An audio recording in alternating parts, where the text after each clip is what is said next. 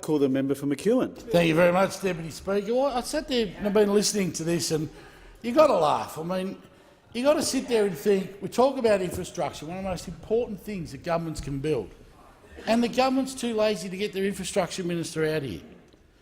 They get a minister out here who is responsible for robo-debt, so you can rely on him to go and attack pensioners, but he's got no idea on infrastructure. They make all these claims about the East-West link. Let's put some truth on the bone. The East-West link would have tied up road funding in Victoria for the next 10 years. No road funds at all. And when you look across my electorate of McEwen, the fastest growing areas in Australia, this government has not invested 1 cent of infrastructure. It is the most lazy, incompetent government in the history of this nation. Now let's compare that to when Labor was in government. We invested in new quarantine facilities, we invested in roads, we invested in NBN, and quite often you'll hear those opposite sprout the continual lie they make day in and day out about mobile phone towers. See, when you're in government, you're responsible for taxpayers' money. These guys aren't. They just think they're responsible for their own money. The NBN towers that we built, because we were smart, we said, right, if we're going to build a tower, let's make it multi-use. Let's make it do mobile phones. Let's make it do mobile broadband. That way, instead of having towers everywhere, you have one that does everything. Those opposite, when they destroyed the NBN, stopped that.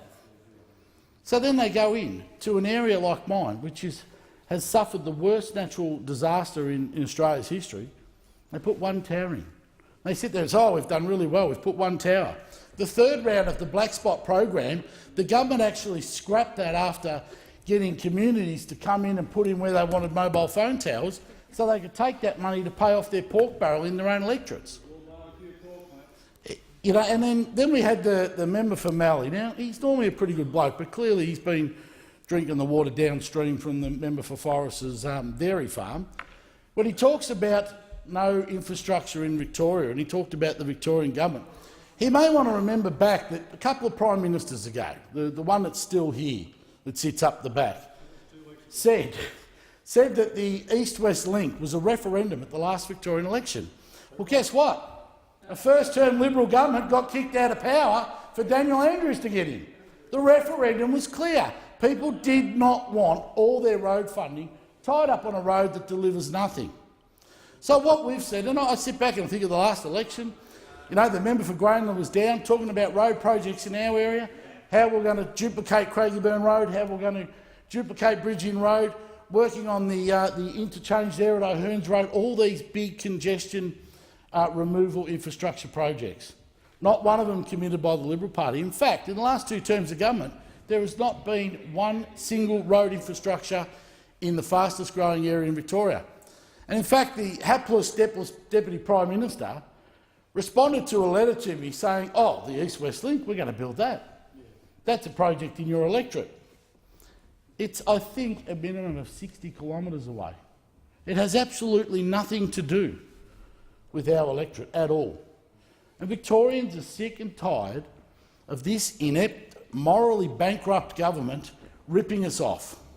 7% of infrastructure funding goes to Victoria, even though Victoria has 25% of the population. We haven't seen a single major project under the last 2 Prime Ministers or the last 4 infrastructure Prime Ministers. In fact, the biggest project they came down to look at was the quarantine centre, which Labor funded. Labor invested. All they did was come down and we had the member for New England come and cut a ribbon. That was their single biggest investment that they've put in the area. Now, when your ministers don't know where Victoria is, don't know the funding of Victoria, you sit there and you go, we have a major problem. We have a major problem with the inability of an inept government to actually do its job.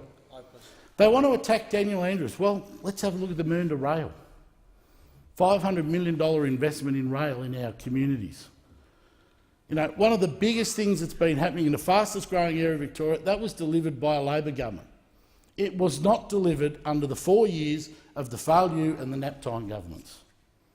So whenever Victorians go to vote, sit there and think about one thing. Every time there is a Liberal government, you get done over on infrastructure, you get done over on hospitals, you get done over on schools, and you get done over on social services. This is a government that has spent too much time fighting itself and not fighting for you.